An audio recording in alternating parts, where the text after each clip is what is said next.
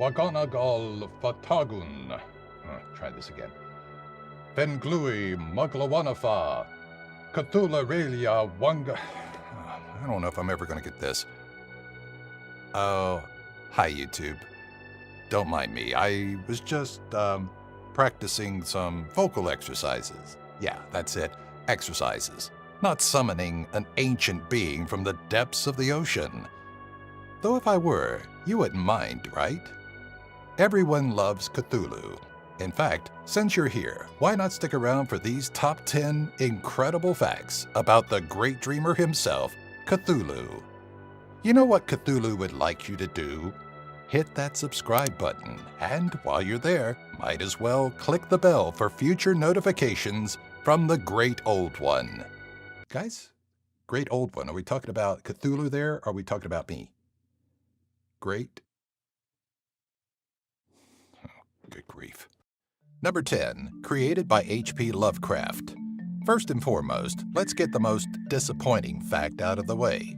The legend of Cthulhu isn't part of some mysterious ancient mythology, as many likely hope. Rather, the tentacled being was a manifestation of the created and twisted mind of author H.P. Lovecraft. In 1928, Lovecraft published The Call of Cthulhu in Weird Tales, marking the first time the Great Old One was made public. The story established much of the foundation of the Cthulhu mythos that was later branched out into a rather extensive mythology surrounding cosmic entities, cults, and madness. Sorry, cultist, you're worshipping a false being. Number 9, One Big Cthulhu Family. You probably wouldn't know it just by looking at him, but Cthulhu is actually a family man, or family squid. Outside of his great-great-grandfather, Azathoth, cosmic entity, outer god, and grandfather, Yog-Sothoth, grandmother and grotesque oddity, Shub-Niggurath, parents, Nug and Yeb, and 4 siblings, Cthulhu also has 7 children of his own. Ghatanothoa, Ythogtha, Zothomog, Cthulhu, Teith, Nyctosa, and Nyctolu have all popped up in later expansions of the Cthulhu mythos as children of the Great Old One and one of his 2 spouses, Idya or Kasogtha. Number 8, Cthulhu in pop culture. Since his creation, Cthulhu has popped up in a myriad of different movies, video games, and other medium. Though he may not be the focus of some, his presence is noted in the expanded mythology that tends to serve as the backdrop or inspiration to films like In the Mouth of Madness and The Haunted Palace, as well as the Twilight Zone episode Grandma. If you need your dose of Cthulhu mythos, you'll want to pop in on The Call of Cthulhu, the 2000 and 2007 films aptly titled Cthulhu and Dagon, or spend some time playing the Arkham Horror board game and Call of Cthulhu, Dark Corners of the Earth survival horror video game. Number 7, Cthulhu Regio. The Great Old One of the Deep Blue has become such a prominent figure in and out of literature that his name has started popping up everywhere. Take, for instance, Cthulhu Regio, which has absolutely nothing to do with Lovecraft's Mythos. In 2019, an image of Pluto, taken by the New Horizons probe, showed a dark region on the planet's surface. Thought to be sort of cosmic tar, the mass extends 1,860 miles and appears to take the shape of a whale. 6 days after its discovery, the New Horizons team dubbed the dark spot Cthulhu, a name that has since stuck. Number 6, Cthulhu in nature. While on the topic of Cthulhu popping up outside of nature, we can't forget about 2 creatures of the wild sporting the Great Old One's name. The Panoa Cthulhu and S. Cthulhu are, respectively, a Californian spider in Mendocino and Sonoma counties and a moth of the Irabida family found in New Guinea. Cthulhu has also been referenced in 2 microorganisms that play a role in termite digestion, Cthulhu macropha, Marco, Polo. You know what? I'm not even going to try. Get the video editors to actually do something. There, that's better. You know I love you guys. You know what? Never mind. Number 5, the city of Relaya.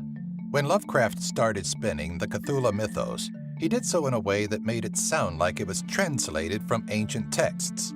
Even Relaya, The fantastical sunken city hidden within the Pacific Ocean sounds like it belongs to an early world culture. Mentioned in the 1928 Introduction to Cthulhu, Relaya is described as the burial place for Cthulhu marked by unusual architecture. According to Lovecraft, Relaya is located at 47 degrees 9 minutes south, 127 degrees 43 minutes west in the southern Pacific, which places it right near the oceanic pole of inaccessibility, or the farthest point from land. However, writer and Lovecraft's literary executor and Cthulhu contributor August William Derleth placed Relaya at 49 degrees 51 minutes south, 128 degrees 34 minutes west. Number 4. The Deep Ones. Aw, isn't he just the sweetest? Ick. 3 years after bringing Cthulhu to life, Lovecraft extended the mythos with The Shadow over Innsmouth, a story that revolved around a sort of an affiliate of Cthulhu's, another great old one known as Dagon. Unlike Cthulhu, Dagon actually has connections to real-world mythology as either the Mesopotamian god of fertility or an Iron Age fish god. In Lovecraft's version, however, we're dealing with the latter, and the Deep Ones worship him and his spouse, Mother Hydra. These humanoid fish creatures are known to mate with humans as part of a pact that provides the town of Innsmouth a bounty of fish. Number 3. Lovecraft and the Cthulhu Mythos. We've mentioned the Cthulhu Mythos a few times already, but calling the extended universe that actually divides us from the demented creator. As Lovecraft started to build upon the Call of Cthulhu, he created what he dubbed the Arkham Cycle, or a series of interconnected stories taking place in or revolving around the fictional town of Arkham, Massachusetts. The term Cthulhu Mythos didn't appear until August Derleth coined it after Lovecraft had passed away, and has been used ever since to describe a series of stories and books written by authors of the Lovecraft Circle. Robert Bloch, Clark Ashton Smith, Robert E. Howard, Frank Belknap Long, and August Derleth all contribute tales to expand the mythos. Number 2. The Cults of Cthulhu.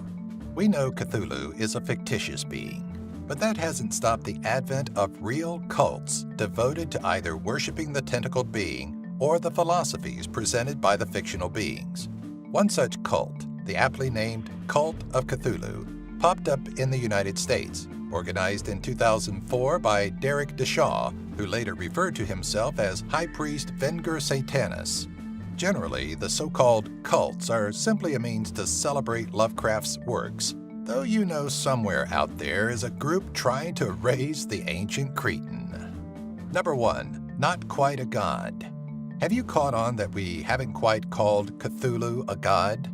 That's because, according to Lovecraft himself, these so-called gods are really extraterrestrial entities responsible for the creation of life.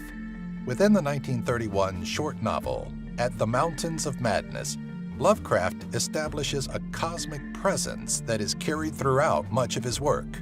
The introduction in The Complete Cthulhu Mythos Tales, written by S.T. Joshi, describes how Lovecraft sought to create beings that science of the early 20th century couldn't easily debunk, as it could supernatural creatures like werewolves and vampires. And so he took to the stars and plucked out the concepts of monstrous cosmic entities like Cthulhu. Have your own Cthulhu fact to share? Scribe it onto the comments scroll below.